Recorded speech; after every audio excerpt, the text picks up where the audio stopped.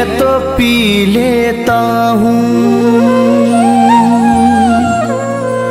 तौबा तौबा कभी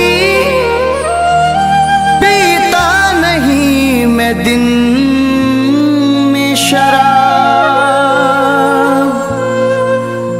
रात कुछ याद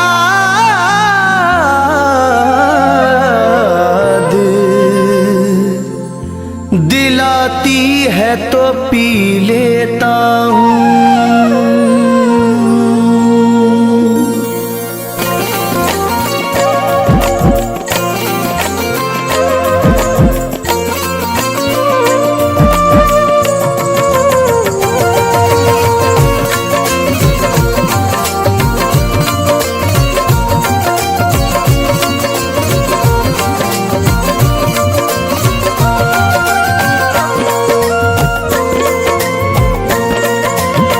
मोहब्बत में हम खुद को बर्बाद करके, मोहब्बत में हम खुद को बर्बाद करके बहुत रो रहे हैं तुम्हें याद करके, बहुत रो रहे हैं तुम्हें याद करके।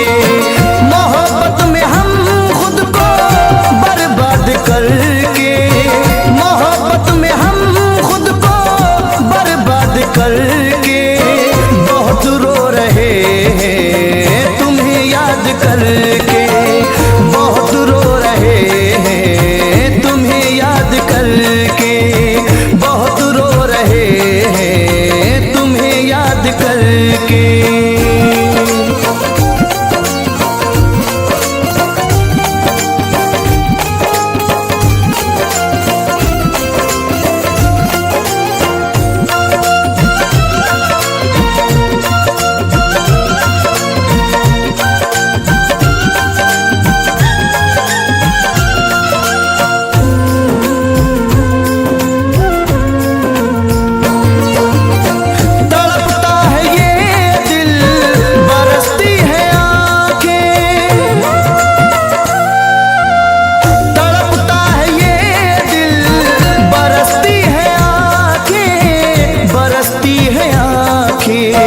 तुम्हें क्या मिला मुझको नाशाद करके, तुम्हें क्या मिला मुझको नाशाद करके बहुत रो रहे हैं तुम्हें याद करके, बहुत रो रहे हैं तुम्हें याद करके।